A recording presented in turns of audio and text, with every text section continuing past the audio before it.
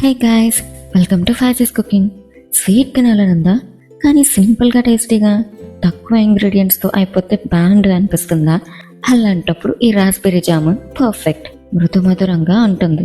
ఎలా చేసుకోవాలో చూసేద్దాం. ముందుగా పాన్ పెట్టి అరకప్పు పంచదార, 2 కప్పుల నీళ్లు పోసి మరిగించి యాలకుల పొడి కూడా వేసి ఇలా లైట్గా జిగురు వచ్చిందంటే పాకం పర్ఫెక్ట్గా వచ్చినట్లే. అప్పుడు స్టవ్ ఆఫ్ చేసి 5-6 బొట్ల నిమ్మరసం పిండి దించి పక్కన పెట్టుకోవాలి.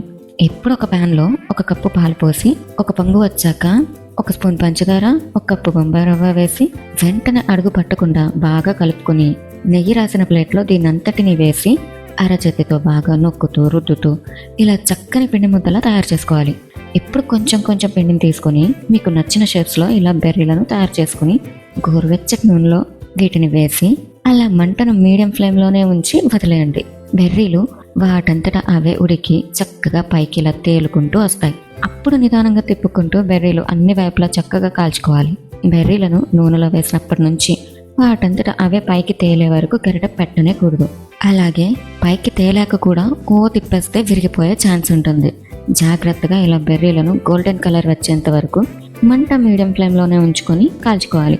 ఇప్పుడు వీటిని పంచదార పాకంలో వేస్తే సుయ్యమంటూ బెర్రీలు పాకాన్ని పీల్చుకునే శబ్దం వస్తుంది. అలా వస్తేనే బెర్రీలు పర్ఫెక్ట్గా కుదిరినట్లు. ఇంకేముంది, చల్లారాక నచ్చిన డ్రై ఫ్రూట్స్తో గార్నిష్ చేస్తే సరి. నోట్లో లౌజులా కరిగిపోయే రాస్బెర్రీ రెడీ. నచ్చిందా? మరి లేట్ చేయకుండా ట్రై చేసేయండి. ఇలాంటి మంచి మంచి రెసిపీస్ కోసం సబ్స్క్రైబ్ చేసుకోండి ఫాజీస్ కుకింగ్.